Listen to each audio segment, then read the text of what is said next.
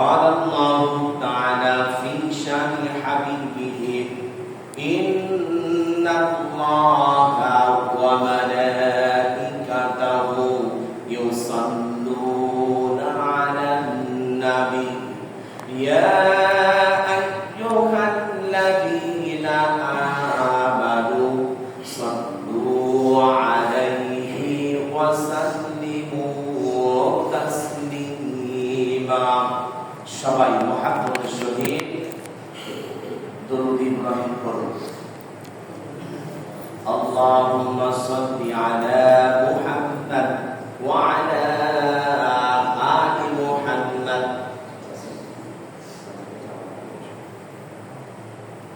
কামা সাল্লাইতা আলা ইব্রাহিম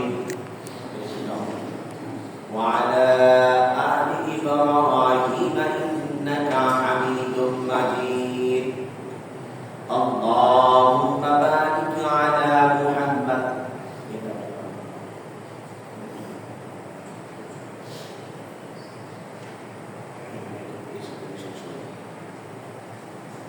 ইন্নাকা হামিদুম মাজিদ সকল প্রশংসা মালিক আল্লাহ রাব্বুল আলামিন যিনি আমাদেরকে পবিত্র জুমার দিন জিলকাদের তৃতীয় সপ্তাহ মসজিদে আসার জন্য তৌফিক দিয়েছেন আল্লাহর কাছে লাখ কোটি কালিমাতুল শুকর আদায় করছি বলুন আলহামদুলিল্লাহ। যেভাবে বৃষ্টি শুরু হয়েছে মনে হচ্ছে আষাঢ় শ্রাবণ মাস, যে বৈশাখ মাসে প্রখর রৌদ্র থাকে।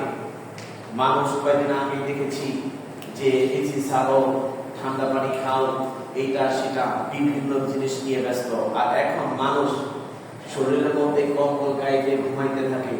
আল্লাহ কি না পারেন, আল্লাহ কি না পারেন। সুনামগঞ্জ, সিলেট, এরপর ময়মনসিংহ, হাওড় অঞ্চল যেগুলি আছে, যেগুলিতে ধান বেশি হয় উৎপাদন, সেগুলিতে পানিতে সয়লাব হয়ে গিয়েছে। আল্লাহ বলছেন বান্দা ইন্নাকা আলা কুল্লি শাইইন কাদির, আমি সকল বিষয়ে ক্ষমতাবান। বলে ঠিক কিনা? আল্লাহ পাক একটু একটু করে বোঝান, কিন্তু বোঝানোর পরেও আমরা বুঝি না, আমরা বোকা। না বোঝার মতো করে নিব, না বুঝবো আমরা চুপ করে বসে থাকি।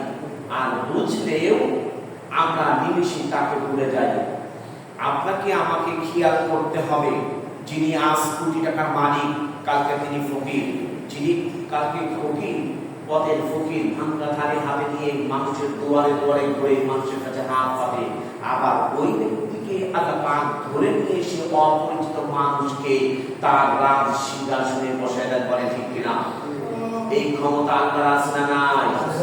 সেই মালিক বলছেন যে আমি তোমাদেরকে এমন একটি জিনিস শিক্ষা দিয়েছি, যদি তোমরা আমার দিকে ফিরে আসো এবং কাজ যদি না করো, আমার দিকে ফিরে আসো, তাহলে তুমি আমার তোমার জীবনে সম্পূর্ণ করে খেলা মাফ করে দিব। শান্তি আর অতিক্রম হোক জনাবে মুহাম্মদ রাসূলুল্লাহ সাল্লাল্লাহু আলাইহি ওয়াসাল্লামের প্রতি লক্ষ কোটি দরুদ ও সালাম বর্ষিত হোক। আল্লাহুম্মা সাল্লি আলাইহি আল্লাহুম্মা বারিক আলাইহি। আজ আপনাদের সামনে সূরাতুল বাকারা 4 নম্বর পারা, প্রথম পৃষ্ঠা থেকে 7 নম্বর লাইনে 96 নম্বর আয়াত উপস্থাপন করেছি। এই আয়াতের উপর জুমার সংক্ষিপ্ত খুতবা শেষ করব। মা তৌফিক ইল্লা বিল্লাহ আলাইহি তাওয়াক্কালতু ওয়া ইলাইহি উনীব। রব্বানা লা ইলমা লানা ইল্লা মা 'আল্লামতানা ইন্নাকা আনতাল আলিমুল হাকীম। রব্বি ইশরাহ লি সাদরি ওয়া ইয়াসসির লি আমরি ওয়াহলুল 'উকদাতাম মিন লিসানি ইয়াফকাহু কওলি। বলুন আমিন। কারণটা হলো আপনি আমি জানি সব, আজকে যেগুলি বলবো এটা আপনি আমি জানি, তারপরে আমি পুনরায় রিপ্লে করছি বোঝার জন্য, এটাকে মনে করে দেওয়ার জন্য। আল্লাহ পাক বলেন পৃথিবীতে মিডল সিস্টেম, আপনি আমি বাড়ি বানাই, ঘর বানাই, যা কিছু বানাই, এর একটা মিডল পয়েন্ট আছে। যেমন আমার মসজিদটা আছে, এই মিডল পয়েন্টে যদি আপনার এই এটা যদি না দিত তাহলে মসজিদ টিকানো সম্ভব হয়ে গেল সহজে। আর না হলে বিকল্প একটা পদ্ধতি অবলম্বন করতে হতো। আল্লাহ পাক বলেন আমি পৃথিবীটিকে সাজিয়েছি, পৃথিবীটিকে সুন্দর করেছি, মণ্ডিত করেছি। করেছি, কিন্তু এই পৃথিবীর একটা মিডল পয়েন্ট আছে, আর এই মিডল পয়েন্টটা হলো মসজিদে হারাম, যেটাকে বলে কাবা, যার অপর নাম ছিল বাক্কা। ইতিহাস বিজ্ঞান বলেছেন যার অপর নাম বলেছেন বাক্কা, এখান থেকে হয়েছে মক্কা।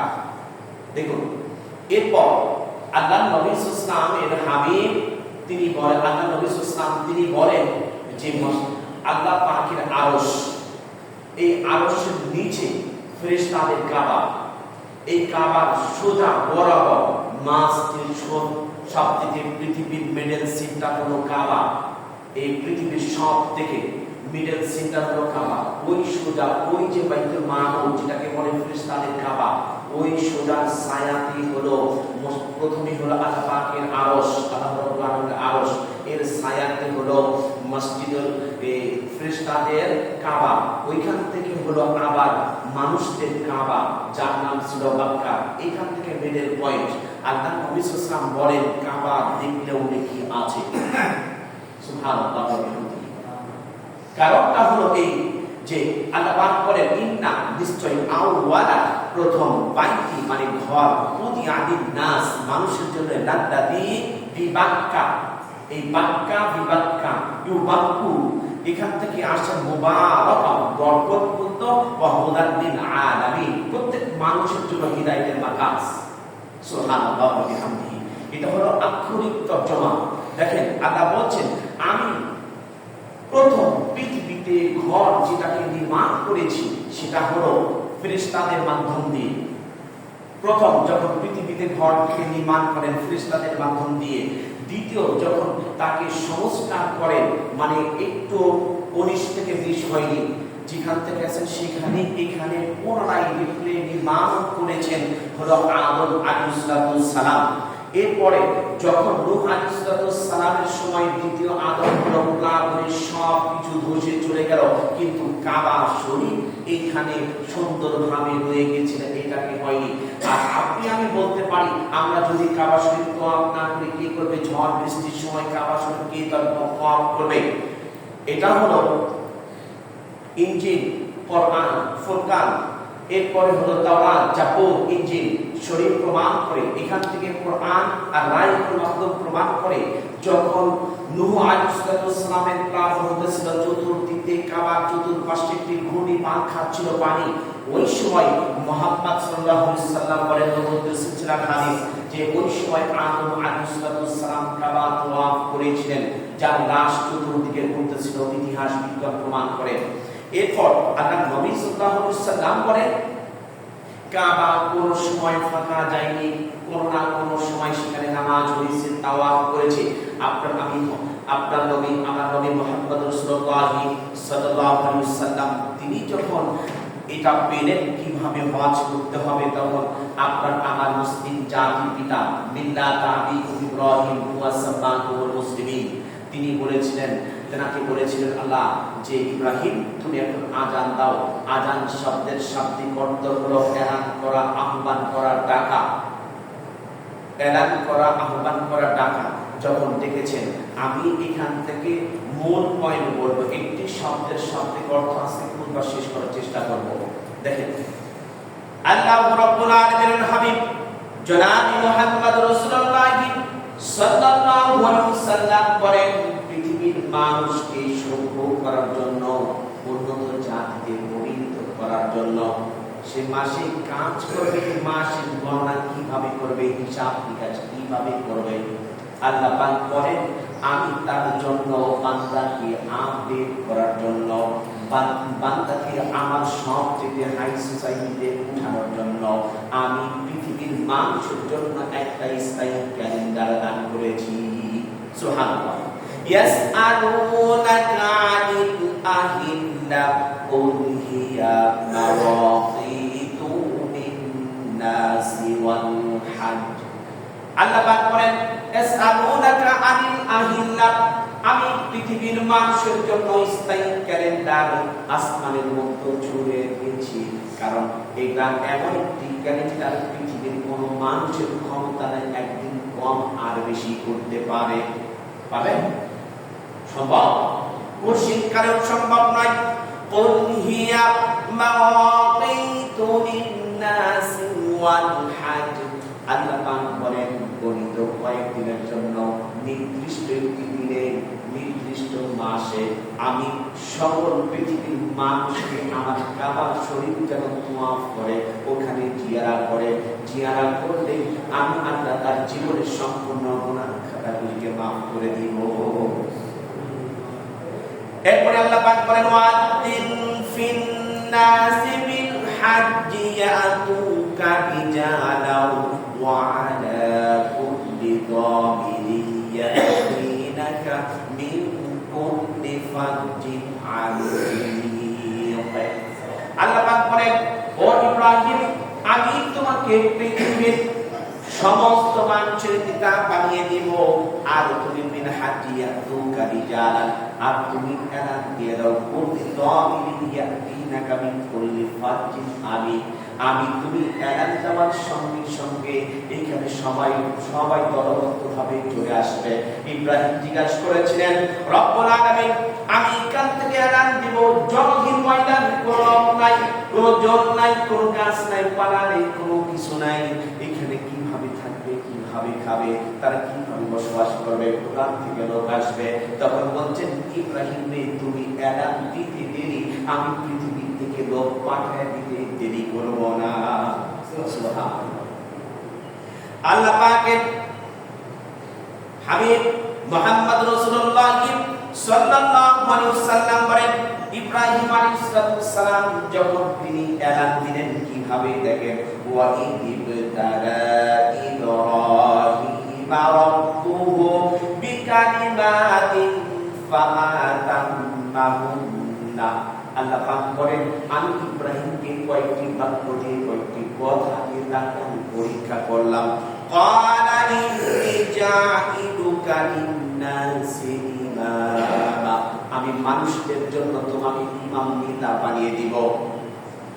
ক্বালা ওয়া মিন যুররিয়াতি ক্বালা লা ইয়ানালু আহদিদ যালিমিন, আর আমি তাদেরকে জালিমদের অন্তর্ভুক্ত করব না। তখন ইব্রাহিম বললেন আল্লাহ গো তাহলে কি আমার বংশধরের মধ্য থেকে পরম্পরায় কি নেতা আসবে? বলছেন হ্যাঁ। বলে সুবহানাল্লাহ। আল্লাহ বলছেন তোমার বংশের পরম্পরা থেকে সব আসবে। ইসমাঈলের সিলসিলা ধরে মুহাম্মদ রাসূলুল্লাহ সাল্লাল্লাহু আলাইহি ওয়াসাল্লাম আসছেন। আপনার আমার নবী যে নবীর সুপারিশ ছাড়া কোন উম্মত জান্নাতে প্রবেশ করতে পারে না। আল্লাহ পাক সেই নবীর উম্মত হিসেবে আমাদের সকলকে কবুল করুন। আমিন। وَإِذْ جَعَلْنَا الْبَيْتَ مَثَابَةً لِلنَّاسِ وَأَمْنًا وَاتَّخِذُوا مِن مَّقَامِ إِبْرَاهِيمَ مُصَلًّى وَعَاهِدْنَا إِلَى إِبْرَاهِيمَ وَإِسْمَاعِيلَ أَن طَهِّرَ بَيْتِيَ لِلطَّائِفِينَ وَالْعَاكِفِينَ وَالرُّكَّعِ السُّجُودِ। আমিন। আল্লাহ পাক বলেন ও ইব্রাহিম মাসাবাতান লিন-নাস ওয়া আমনা, মানুষদের জন্য নামাজের একটি জায়গা তুমি সুন্দর করে পরিষ্কার পরিচ্ছন্ন করো। ওয়াত্তাখিযু মিন মাকাম ইব্রাহিম মুসাল্লা, আর যেখানে এখন আপনি আমি দেখছি আব্দুর রহমান সুদাইসি বা মুজাইফি এরা যেখানে জায়নামাজ বিছিয়ে নামাজ পড়ে এই জায়গাটার মধ্যে মুহাম্মদ সাল্লাল্লাহু আলাইহি ওয়াসাল্লাম জায়নামাজ বিছিয়ে নামাজ পড়েছিলেন। সুবহানাল্লাহ। যখন এই কাবা কোন দিকে, কাবার দরজা কোন দিকে, কিবলা কিভাবে কোন দিক করে নামাজ পড়বেন, সকল সাহাবীরা যখন আসলেন আসার পর বলছেন সাহাবীরে বলো কোথায় আমরা জায়নামাজ বিছাইতে পারি, কোন জায়গাতে জায়নামাজ বিছাইতে আমি নামাজ পড়ি এটাকে কিবলা মনে করতে পারি। তখন বলছেন সকল সাহাবীরা বলছেন এই পাশ বিছান, এই পাশ বিছান, সেই পাশ বিছান, কিন্তু কোন সাহাবীদের মত ঠিক হলো না। আল্লাহ পাকের হাবিবের দ্বিতীয় খলিফা হযরত উমর রাদিয়াল্লাহু তাআলা যখন তিনি বলছেন ইয়া রাসূলুল্লাহ হাবিবাল্লাহ আপনি যে জায়নামাজটা বিছাইবেন এই জায়গার মধ্যে বিছান। এখন ইমাম সাহেবরা যেখানে জায়নামাজ বিছিয়ে নামাজ পড়ে সঙ্গে সঙ্গে আল্লাহ পাক নবীর উপর ওহী নাযিল করে বললেন ওয়া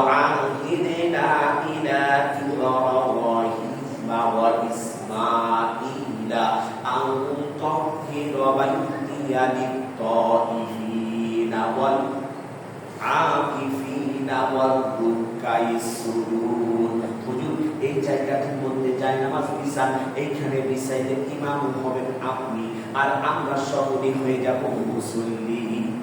সুবহানাল্লাহ। সিজদাকারীদের জন্য, রুকুকারীদের জন্য, ইতিকাফকারীদের জন্য পরিষ্কার করতে বলছেন।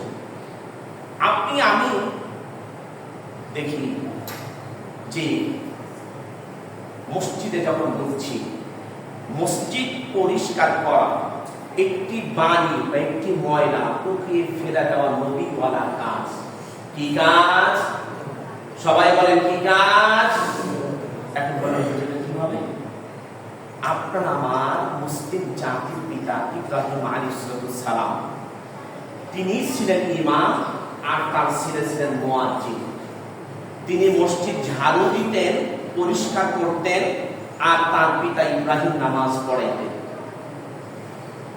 তাহলে নবী পয়গম্বররা মসজিদ ঝাড়ু দিয়েছেন, সব কিছু করেছেন। আপনার আমার মনের আশা যদি পূর্ণ নাও হয়, তাহলে আপনি মসজিদটা পরিষ্কার করে দু রাকাত নামাজ পড়ে আল্লাহর কাছে বলেন, আল্লাহ তোমার ঘরটাকে পরিষ্কার করে দিয়েছি। নবী পয়গম্বররাও করেছে, আমি করেছি। আল্লাহ আমার এই হাজতটা, আমার মনের আশাটা পূরণ করে দাও। আল্লাহ পাক তার মনের আশাকে পূরণ করে দেবে। ইমাম গাজ্জালী রাহমাতুল্লাহ আলাইহি, ইমাম তাইমিয়া বলেন, যখন মসজিদকে ঝাড়ু দেওয়া হয়, অসংখ্য অগণিত আল্লাহর রহমতের ফেরেশতারা দাঁড়িয়ে থাকে, কতগুলি পানি বের করছে, ময়লা বের করছে। আপনার আমার পক্ষে কোশ্চিন কারো সম্ভব হবে না যে আমি এই বালুগুলোকে গণনা করতে, সম্ভব হবে? কোশ্চিন কারো নাই। তো তাই আল্লাহ পাকের হাবিব বলে যে মসজিদ ঝাড়ু দেওয়া নবীওয়ালা কাজ। আর নবীওয়ালা কাজ করতে গেলে কোনো না কোনো কথা শুনতেই হবে। যে বলবে আমি নবীওয়ালা কাজ করি, আমাকে কথা শুনতে হয় না, মুরগির রান পাই, ফুলের মালা পাই, আমি মনে করি ওই নবীওয়ালা কাজের মধ্যে ঘাপলা আছে। যে নবীওয়ালা কাজের মধ্যে কথা শুনতে হয় না, ওই নবীওয়ালা কাজ কখন হতে পারে না। কারণটা হলোই মুহাম্মদ রাসূলুল্লাহ সাল্লাল্লাহু আলাইহি ওয়াসাল্লাম যখন লা ইলাহা ইল্লাল্লাহ বলেছেন, তখন তিনি মার খেয়েছেন। যখন মুহাম্মদ রাসূলুল্লাহ সাল্লাল্লাহু আলাইহি ওয়াসাল্লাম লা ইলাহা ইল্লাল্লাহ বলেননি, ততদিন পর্যন্ত সবার কাছে ভালো ছিলেন। তাই দেখুন বন্ধুগণ, আমি যেই কথাটি বলতে চেয়েছিলাম, আল্লাহ রাব্বুল আলামিনের হাবিব জনাব মুহাম্মদ রাসূলুল্লাহ সাল্লাল্লাহু আলাইহি ওয়াসাল্লাম তিনি বলছেন, আপনার আমার জাতির পিতা, মুসলিম জাতির পিতা মসজিদটাকে নির্মাণ করেছিলেন। এই মসজিদটা সুন্দর করে যখন নির্মাণ করবেন, মাকাম ইব্রাহিম সুন্দর করে যখন মসজিদে হারাম নির্মাণ করবেন, তখন শুধু রাজমিস্ত্রি ছিলেন ইব্রাহিম আলাইহিস সালাম, আর যুগানি ছিলেন তার ছেলে ইসমাইল আলাইহিস সালাম। বাবাও নবী, সন্তানও নবী। আর আপনার আমার শারাফাতে, ভদ্রতাতে বাজে মসজিদের একটা ময়লা ঢুকায় ফেলায় দিব, ঠিক না? এরপরে দেখেন আল্লাহর নবী সাল্লাল্লাহু আলাইহি ওয়াসাল্লাম বলে, ইব্রাহিম আলাইহিস সালাম যখন বলতেছেন, বাবারে আমি কিভাবে মসজিদটাকে নির্মাণ করব, এখানে কোনো মাসা নাই, বাঁশ নেই, খুঁটি নেই, তাহলে হবে আল্লাহ পাক জান্নাত থেকে একটা পাথর দিয়ে দিয়েছেন। ওই পাথরের মধ্যে যখন দাঁড়াইলেন ইব্রাহিমের পদপরে সম্মানের অর্থে, তিনি ওই পাটা পাথরের উপর গলে চলে গিয়েছেন। এই জন্য মাকাম ইব্রাহিমের মধ্যে যে পাথরটি আছে, ওই পাথরের মধ্যে দুটি পায়ের ছাপ আছে। এটাই হলো মাকামে ইব্রাহিম, ইব্রাহিম আলাইহিস সালামের পায়ের ছাপ। সুবহানাল্লাহ। যখন এমনি করে তিনি বলছেন, পাথরকে লিফটের মতো আপনি আমি দেখতে পাই পৃথিবীতে লিফট কিভাবে আবিষ্কার হয়েছে। এই পাথর থেকে যখন দেখেছেন আল্লাহ পাকের হুকুমে, যখন পাথরকে বলছেন, আল্লাহ বলছেন জিবরাইল আমার বন্ধুকে ইব্রাহিমকে গিয়ে বলো, যখন তিনি বলবেন পাথরকে তুমি ডানে যাও, তখন ডানে যাবে। আর যদি বলে বামে যাও, তাহলে বামে যাবে। আর যদি বলে তুমি উপর দিকে ওঠো, উপর দিকে উঠবে। তখন ইসমাইল আলাইহিস সালাম ছোট্ট মানুষ, তখন বলছেন, পিতা হে, আমি তো কোনো এখানে উঠাইয়া দিতে পারি না, আমার জন্য অনেক কষ্ট হয়। তখন আল্লাহর হাবিব ইব্রাহিম খলিল তিনি বলেছিলেন পাথরকে একটু নিচু হয়ে যাও। পাথর যখন ডাউন হয়ে গেলেন, ইব্রাহিমের যখন ওই মাল মশলা গুলি কারাইগুলি উপর থেকে উঠে নিয়ে ইব্রাহিম আলাইহিস সালাম সুন্দর করে গাঁথনি করে দিয়ে মসজিদটাকে সুন্দর করেছেন। আন্তন হিরাবাইতিয়া লিতাইফিনা ওয়াল আকিফিন ওয়াল রুকাইস সুজুদ। আর মানুষের জন্য ইতিকাফকারীদের জন্য পবিত্রতা করে দিয়েছেন যাতে তারা সিজদা দিতে পারে। সিজদা দেওয়ার জন্য সব সুন্দর করে দিলেন। আল্লাহর হাবিব বলেন সিজদা দিলে তাদের কি লাভ? আল্লাহ নবী সাল্লাল্লাহু আলাইহি ওয়াসাল্লাম বলেন যে ব্যক্তিরা নামাজে আসে সিজদা দেয় ওই ব্যক্তিদের জন্য যখন আল্লাহু আকবার বলে আল্লাহুম্মা ফতাহলি আবওয়াবা বলে মসজিদে প্রবেশ করলো, করার পর আল্লাহ বলেন ফেরেশতারা ওই বান্দার শরীরে অসংখ্য গুনাহ। আল্লাহ ফেরেশতার কাছে প্রশ্ন করে তাহলে গুনাহগুলি কি করব? ফেরেশতারা জবাব দিয়ে বলেন ও আল্লাহ আমাদের কাছে বহন করতে বড় কষ্ট হয়। তখন বলে কাঁধে বহন কর কাঠুরার মতো। তখন বলছেন এই গাঠটি বাঁধতে আমার বহন করতে খুব কষ্ট হয়। তখন বলছে যে আমি আর বের করতে পারছি না, বিয়ার করতে পারি না। তখন বলে তুমি এটা অনেক দূরে ফেলাই দাও, এমন জায়গার মধ্যে ফেলাই দিবা যেখানে পৃথিবীর কোন মাখলুক এটাকে খুঁজে না বের করতে পারে। বলেন সুবহানাল্লাহ। এরপরে যখন ফেলাই দিল, ফেলাই দেওয়ার পর তখন বলে রব্বুল আলামিন ওই ব্যক্তি তো দেখি আল্লাহু আকবার বলে তোমার বরত্ব ঘোষণা করে যখন সে নামাজের নিয়ত বেঁধে ফেললো, সানা পড়লো, সূরাতুল ফাতিহা পড়লো। ফাতিহা পড়ার পর আরেকটি সূরা মিলে যখন রুকুতে চলে গেল, ওখানে বলছে সুবহান রাব্বিয়াল আযীম, আল্লাহ তোমার প্রশংসা করছে। এইখানে রব্বুল আলামিন তখন আমি কি করব? ওই রুকুতে যাওয়ার আগে ওই ব্যক্তির যতগুলি ছোট ছোট গুনাহ আছে সবগুলি দ্রুত গতিতে বেঁধে তার কাঁধের মধ্যে দিয়ে দে। তখন বলছে রব্বুল আলামিন দিয়ে দিলাম। যখন রুকুতে চলে গেল, যাওয়ার পর তখন রুকু থেকে যাওয়ার সময় কাঁধ থেকে পড়ে গেল ময়লাগুলি, গুনাহ নামক ময়লা পড়ে যাওয়ার পর পরে রব্বুল আলামিন ওইখানে গিয়ে তোমার প্রশংসা করলো। আবার রুকুতে দাঁড়িয়ে বলছেন সামিআল্লাহু লিমান হামিদা রব্বানা লাকাল হামদ হামদান কাসীরান তাইয়িবান মুবারাকান ফি। এই কথা বলার পর আল্লাহ পাকের হাবিবকে বলেন ফেরেশতারা আল্লাহর কাছে জিজ্ঞাসা করে রব্বুল আলামিন তোমার ওই বান্দারা তো আবার তোমার প্রশংসা করে সিজদা দিবার জন্য তোমার কদমে লুটিয়ে পড়ার জন্য চাচ্ছে, এখন আমি কি করব? ময়লা তো তার সামনে আছে। তখন বলছে আমার বান্দা তো বুঝতে পারে নাই, আমার ভয়ে জাহান্নামের ভয়ে আমার নবীর কথা শুনে আমাকে কোশ্চিন কালেও দেখে নাই, জান্নাত জাহান্নাম কোনো কিছু দেখে নাই, তারা শুধু ভয় করেছে, বিশ্বাস করেছে বান্দা ও ফেরেশতারা আমার বান্দা যাতে সুন্দর জায়গায় সিজদা দিতে পারে ওই গুনাহগুলি এমন একটি জায়গায় ফেলে দাও কোশ্চিন কালেও যাতে কোনো মাখলুক বের না করতে পারে। আল্লাহ বলেন ফেরেশতারা যখন এই কথা বলে সিজদা দিল, বান্দা যখন সিজদা থেকে উঠে পড়ল আল্লাহুম্মা গফিরলি ওয়ারহামনি ওয়াহদিনি ওয়াআফিনি ওয়ারযুকনি বলার সঙ্গে সঙ্গে বলতেছেন আল্লাহ এখানে কয়েকটা জিনিস চেয়েছে, এখন আমি কি করব? তখন বলছেন যেগুলি জিনিস চেয়েছে তুমি বান্দাকে সেগুলি জিনিস হাজত আমি আল্লাহ আপন কুদরতি হাতে পূরণ করে দিলাম। এরপরে বলছে রব্বুল আলামিন তারপরেও দেখা যায় কিছু কিছু গুনাহ আছে, কারণ আপনি আমি কাপড় ধুতে গিয়ে দেখি দাঁত লেগে থাকে অনেক সময় অনেক জায়গা। আল্লাহ বলেন বান্দার শরীর এমন পরিষ্কার করে দিবে যাতে কোশ্চিন কালে তার শরীরের মধ্যে গুনাহ না থাকে। আমি মালিক আমার কাছে সিজদা দিয়ে লুটিয়ে পড়েছে আর সকল প্রশংসা আমার জন্য করেছে। এই জন্য রব্বুল আলামিন করেন ওই বান্দার জীবনের সম্পূর্ণ গুনাহ খাতাগুলিকে maaf করে দিলাম। তাই বলতেছেন আল্লাহ রাব্বুল আলামিন বলেন ওয়াইয়ারাফাউ ইব্রাহিমা ওয়াইদা মিনাল বাইতি ওয়া ইসমাঈল রাব্বানা তাকাব্বাল মিন্না ইন্নাকা আনতাস সামিউল আলিম। ইব্রাহিম আলাইহিস সালামকে ইসমাঈলকে কাবার ভিত্তি স্থাপন করার জন্য উত্তোলন করার জন্য সম্পূর্ণ নির্মাণ করলেন, সম্পূর্ণ হয়ে গেল। আল্লাহ পাক বলেন এই জন্য ময়দানের কাছে কে আসবে, কোন শপথ আসবে। আল্লাহ পাক করেন আমার এই ঘর যারা জিয়ারত করবে যতদিন পৃথিবীতে বেঁচে থাকবে ওই ব্যক্তিদেরকে আমি না খায়া কোনোদিন মারব না। কি করে? না খায়া কোনোদিন মারব না। আচ্ছা বলেন তো, আপনার বাসায় যখন মেহমান আসে, মেহমান কি না খেয়ে বিদায় করেন না কিছু খাওয়াই দেন?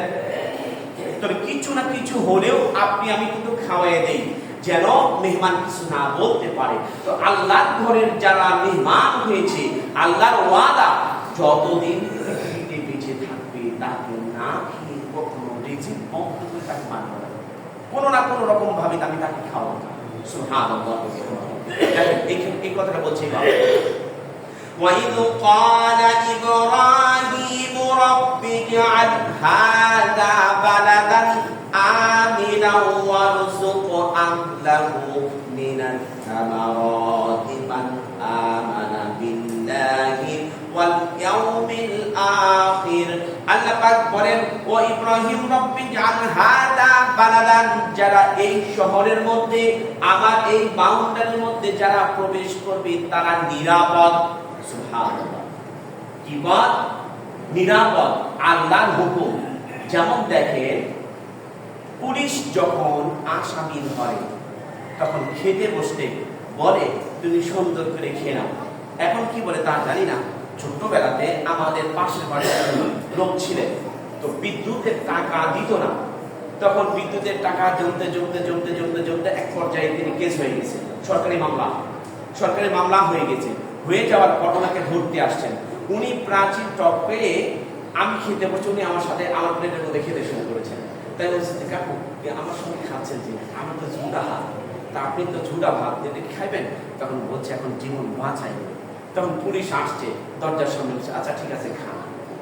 আমার সাথে আমি খাবার আগে উনি আস্তে আস্তে লোকমা উঠায় কি উঠায় না, যেন পুলিশ চলে যায়, পুলিশ যেন চলে যায়। এই জন্য তিনি এই কাজটি করছেন। এই জন্য বলছে হাদা বালাদান, এই বালাদ অর্থ শহর বা নগরী। এই নগরীর মধ্যে যে প্রবেশ করবে সব কিছুর দায়িত্ব আমি আল্লাহ আমার কুদরতি হাতে নিয়েছি। সুবহানাল্লাহ বলবেন না? আল্লাহ পাকের কুদরতি হাতে নিয়ে নিয়েছেন। এই জন্য আবার বলেছেন আমিনা ওয়ারযুক আহলাহু, তার রিজকের সম্পূর্ণ ব্যবস্থা আমি আল্লাহ করে দিব। কিয়ামতের আগে যত অভাব হোক না কেন, দুর্ভিক্ষ দেখা দেখ না কেন, কিন্তু সব জায়গার যদি খাবার দেখা দেয়, কিন্তু আল্লাহ রব্বুল আলামিন বলেন মক্কা নগরীর মধ্যে কখনো খাবারের সংকট দেখা দিবে না। সুবহানাল্লাহ। কোরআন প্রমাণ করে দিলেন, হাদিস প্রমাণ করে দিয়েছেন। এখন আপনি আমি যে আঙ্গিকে, যে নিয়তে, যেভাবে হজ করছি আদৌ কি? দেখেন, হজ করার পর আসছি, যতদিন আমার বিড়াটা নতুন, রুমালটা নতুন, জায়নামাজটা নতুন, পাঞ্জাবিটা নতুন, জুব্বাটা নতুন, ততদিন পর্যন্ত আমার সব কিছু ঠিকঠাক আছে। যখন পুরানো হয়ে গিয়েছে, আমার আগের রূপ শুরু হয়ে গেছে। আসলে কি নাই? সবাইকে অনুরোধ করছি এক মিনিট আমার দিক তাকাবো। আমি দুটি কথা বলবো, ভালো করে বুঝুন। জিজ্ঞাসা করবো, জবাব দেবেন এক মিনিটে। সাদা কাপড় পরাই কোন সময়? কথা বলেন। মারা যাওয়ার সময়। ছেলেদের জন্য 3, মেয়েদের জন্য, এটা তো আমরা সচরাচর জানি। আচ্ছা, এই যে সাদা কাপড়টাকে আপনি পরালেন কেন? ওই ব্যক্তি চিরতরে বিদায় হয়ে গেছে, আর সে খাবেও না, নিবেও না, পড়বেও না, কোনো কিছু করবে না। তার দুনিয়াবি কোনো টান্ডা নেই, সব কিছু বন্ধ। তাহলে আমি যখন হজ করছি, সাদা কাপড় পরেছি, তাহলে আপনি সংসার করতে পারবেন, সব কিছু করতে পারবেন। এর মধ্যে এই নয় যে আপনি 2 নাম্বারি করবেন, জমির আল ছেড়বেন, জমি ক্রয় করে তার 2 নাম্বারি করে রেখে দিবেন, আবার করবেন। গত রাত্রিতে আমি একটা সেমিনারে ছিলাম। সেমিনার থেকে আসার সময় ওখানে বলতেছে যে দেখো, তুমি এই বিল্ডিংটা কিনলে তোমার লাভ আছে।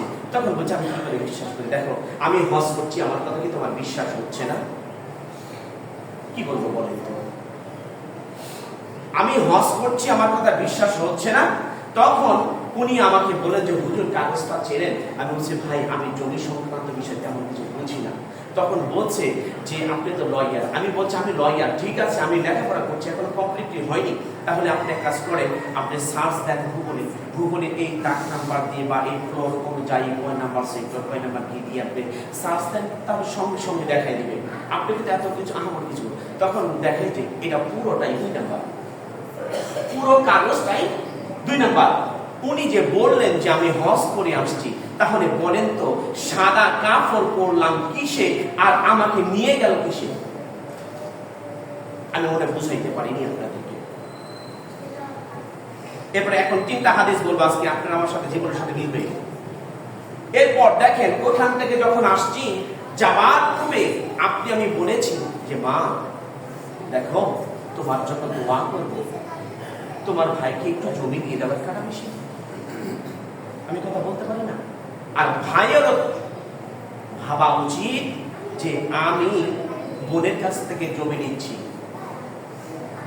যদি তার ইচ্ছা হয় দিবে, আর না হলে না দেবে, দরকার নেই। আমার যদি টাকা না থাকে আমি বাদাম বিক্রি করে খাবো, টাকা না থাকলে কলা বিক্রি করে খান, এটাও যদি না থাকে সমর্থন, তাহলে আপনি চেয়ে চেয়ে খান, এটাও যদি না থাকে ভিক্ষা করে খান।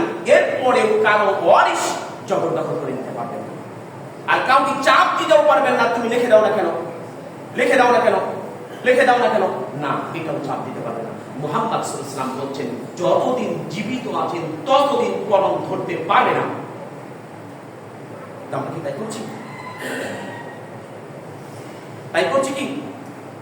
দেখেন এরপর জানি আমরা সবাই ভালো ভাই, আমরা মানুষ, নাস মানে মানুষ আর নাসুন মানে ভুল। আপনি আমি পৃথিবীতে যারা আছি সবাই ভুলের মধ্যেই নিমজ্জিত, না এর বেশি কিছু। আমরা কি সবাই আল্লাহর ওলি? আল্লাহর ওলিরা কি ভুল করে না? হ্যাঁ আল্লাহর ওলিরা ভুল করে। নবী পয়গম্বররা হলো মাসুম, আল্লাহ পাক তাদের জীবনের সম্পূর্ণ গুনাহ মাফ করে দিয়েছেন, সামনে এবং পিছনে। ওনারা তো এটা করতে পারেন না, কিন্তু আপনি আমি মানুষ, আমরা ভুল করতে পারি। দেখেন আল আব্বাস রাদিয়াল্লাহু তাআলা قال رسول الله صلى الله عليه وسلم في الحجر والله لا يبعثنه الله يوم القيامة। আল্লাহ পাক বলেন কিয়ামতের দিন আব্বাস রাদিয়াল্লাহু তাআলা তিনি বলেন, আল্লাহ নবী বলেন কিয়ামতের দিন হজ্জে আসওয়াদকে উপস্থাপন করা হবে। খুব বিপদ। লাহু আইনানি, তার 2টি চক্ষু থাকবে, ওয়া ইউসিরুনা বিহা, তার শ্রবণ শক্তি থাকবে, ওয়া লিসান ইয়ানতিকু বিহি, তার মুখ থাকবে, একটা জিহ্বা থাকবে, ইয়াশহাদু আলা মানিস্তানামাহু বিল হাক্ক। আল্লাহ পাক বলেন তাই সাক্ষী দিবে যে সঠিকভাবে খালিস নিয়তে সৎ পয়সা দিয়ে সঠিক পয়সা দিয়ে হজ করেছে, তার পক্ষে সাক্ষী দিবে। 32টা হাদিস প্রমাণ, 32টা সহিহ হাদিস প্রমাণ। এই একটা হাদিসের উপর 32টা সনদ আছে। আল্লাহ নবী সাল্লাল্লাহু আলাইহি ওয়াসাল্লাম বলেন যে ওই ব্যক্তিটি সুন্দর করে আমার ভয়ে যখন সঠিকভাবে সে হজ করার নিয়ত করেছে, নিয়ত করে সে যখন হজ্জে আসওয়াদ চুম্বন দিয়েছে, চুম্বন দেওয়ার সঙ্গে সঙ্গে আমি আল্লাহ তার জীবনের সম্পূর্ণ গুনাহ খাতাগুলিকে মাফ করে দিলাম। এরপরে আল্লাহ পাকের দ্বিতীয় হাদিস বলছেন আব্বাস আব্দুল্লাহ ইবনে উমর রাদিয়াল্লাহু তাআলা আনহু قال سمعت رسول الله صلى الله عليه وسلم يقول انما الصحابه كفاره للخطايا। আল্লাহ পাক বলেন হজ্জে আসওয়াদ এবং রুকনে ইয়ামিনে যে ব্যক্তিরা চুমা দিতে দেরি, ওই ব্যক্তির জীবনের সম্পূর্ণ গুনাহ খাতা মাফ করে দিতে আল্লাহ পাক দেরি করেন না। সুবহানাল্লাহ সুবহানাল্লাহ ওয়া বিহামদিহি। আর এই হজ্জে আসওয়াদ মাকাম ইব্রাহিম 2টি পাথর ছিল, হাদিস দ্বারা প্রমাণিত হয় এই 2টি পাথর কোথায় ছিল। এটা হলো ইয়াকুত পাথর থেকে আসছেন, জান্নাতের যে পাথর আছে এই 2টি পাথর ছিল। যদি পূর্ব দেশে এবং পশ্চিম দিগন্তে, পূর্ব দিগন্তে, দুই দিগন্তে যদি দুটি পাথর দেখে দেওয়া হতো, পৃথিবীতে আর কোনো আলোর প্রয়োজন হতো না। কিন্তু আল্লাহ পাক তার প্রদীপকে একেবারে বন্ধ করে দিয়েছেন, কারণ এই প্রদীপ ধরে আপনার আমার জন্য ইলেকট্রিসিটি লাগলাম, যখন যেই সময় যেই উপযোগী যেই আলোর দরকার, ঠিক সেই সময় আল্লাহ পাক সেই আলো দিয়ে দিতেন। কিন্তু এটা আলো দেন নাই। এই হজ্জে আসওয়াদটা নিয়ে আসতেন হলো ইব্রাহিম 4 গোত্রের লোক ধরে। যখন দেখবে এত সৌন্দর্য পাথর, এত সৌন্দর্য মণ্ডিত, কেন সবাই যখন ঝগড়া লেগে গেল, ঝগড়া লেগে যাওয়ার পর তখন তারা বললেন কি, ইব্রাহিম আলাইহিস সালামের যে পাথরটি সব কিছু সুন্দর করে বসে দিলেন।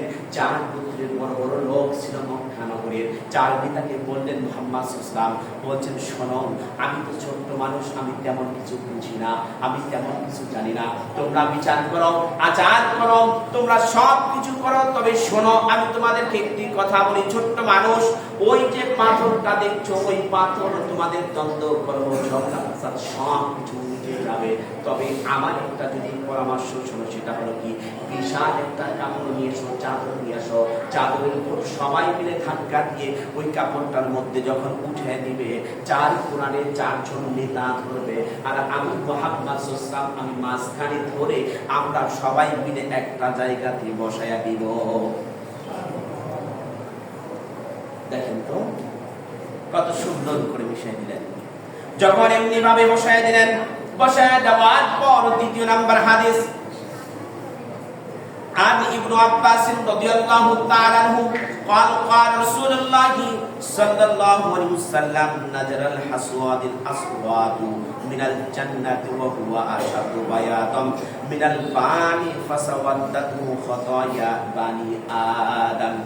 আল্লাহ পাকের হাবিব বলেন, নাসারাল হাজরুল আসওয়াদ, এই হাজরে আসওয়াদটি উপর থেকে নাজালা মানে উপর থেকে নিয়ে আসা, হাজরুল আসওয়াদি নাজিল করা হয়েছে মিনাল জান্নাতি, একটি জান্নাতি পাথর ছিল, ওয়া হুয়া আশাদু বায়াদাম মিনাল বাবানি, এটা হলো দুধের চাইতেও বেশি সাদা ছিল। কি ছিল? দুধের চাইতেও বেশি সাদা ছিল। ফাসাওয়াদাতহু খাতায়া বানি আদম, আর এটা কালো হওয়ার কারণ কি, আদম সন্তানের পাপকে শোষণ করতে করতে ওই হজ্জে আসওয়াদ পাথরটি সম্পূর্ণ কালো হয়ে যায়। তাহলে দেখেন এইখানে আল্লাহর হাবিব সাল্লাল্লাহু আলাইহি ওয়াসাল্লাম বলেন যে এই দুটি পাথর যখন কালো হয়ে গেল, একটি হজ্জে আসওয়াদ পাথর আর মাকামি ইব্রাহিম এখন হয়ে গেছে।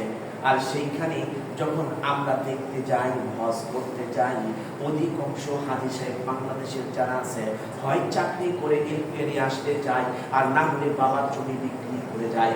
যখন জিজ্ঞাসা করলাম, ভাই আপনি এই বাড়ি, এই যে এবার কয়েকদিন আগে প্রথম ফ্লাইট জিতে রোডে এক মুরব্বীর সাথে দেখা হলো। দেখা হওয়ার পর আমি জিজ্ঞাসা করলাম, চাচা আপনি কিভাবে যাবেন? তখন বলছেন, আমার বাবা ছিল অফিসার। কিসের অফিসার? বলেন ইনকাম ট্যাক্সের অফিসার। তাহলে কত টাকা বেতন পেত, কি কাজ করত? তখন তিনি বলছেন, আমার এমএলএসে চাকরি করত, 4 ট্রে উমানোর কত টাকা বেতন, এটা তো আপনি আমি জানি। সার্চ দেন, সব দেখে দিবে বেতন। বাংলাদেশে সুইপার থেকে শুরু করে প্রধানমন্ত্রী পর্যন্ত কয় টাকা বেতন পায়, সব চলে আসবে টাকা। আমি জিজ্ঞাসা করলাম, তাহলে আপনি জমি বেচে আসলেন, কত বিঘা জমি? তখন বলছেন, হুজুর পূর্ব অঞ্চলে আমার 10 বিঘা জমি আছে। আমি এক বাপের এক সন্তান, আমার বাবা 10 বিঘা জমি কিনে রেখেছে। তাহলে আপনার দাদার কি ছিল? বলছে, আমার দাদার ভাঙ্গা ঘর ছিল। ভাঙ্গা ঘর থেকে 10 বিঘা জমি এসে বুঝুন না, বিশাল কিছু। জিজ্ঞাসা করলেন, কত টাকা বেতন পেত? ওই সময় তো আমাদের চলতো না। তাহলে আপনি জমি কিনলেন কি করে? যখন আস্তে আস্তে করে বাড়তে হয়ে শুরু করছে, তো সবাই, এমন কোন বাংলাদেশের টেবিল নাই যে টেবিল থেকে ঘুষ না খায়। ভালো, সবাই কি ভালো, সব আল্লাহর ওলিকে নিয়ে বসে পড়েছে।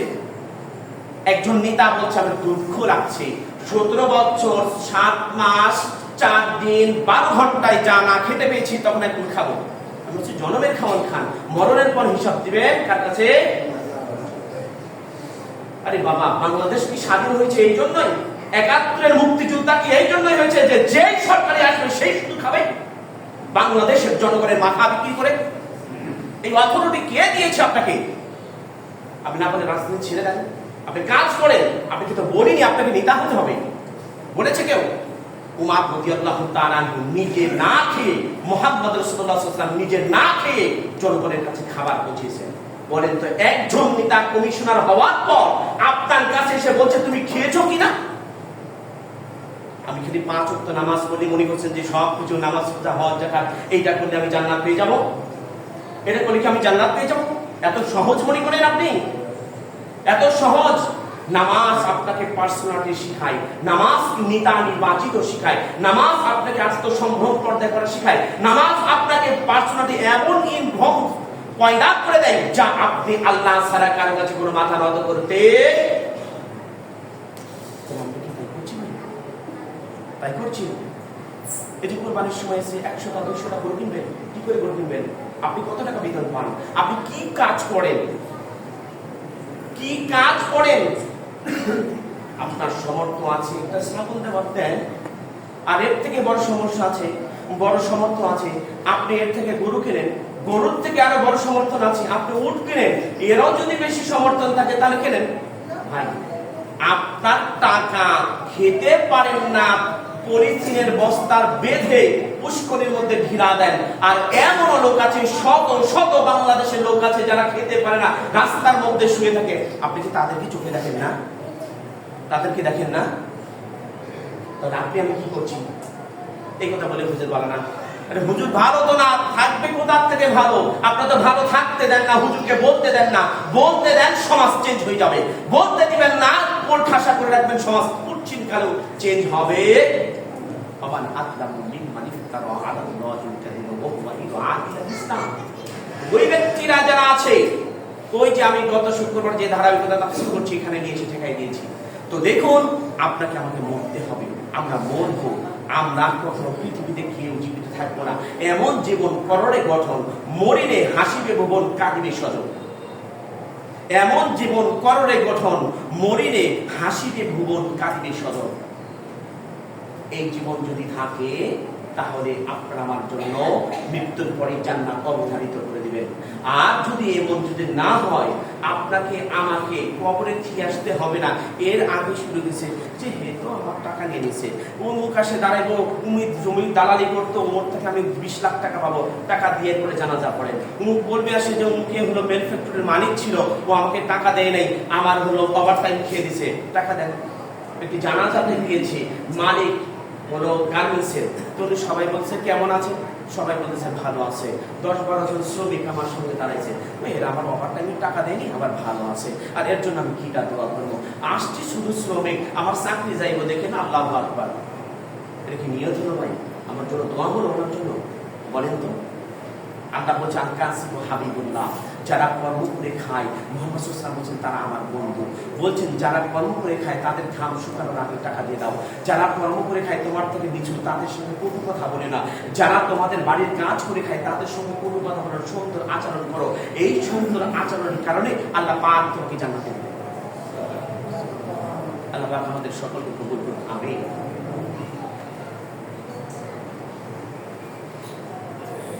আপনাদের সকলের কাছ থেকে দোয়া চেয়েছেন।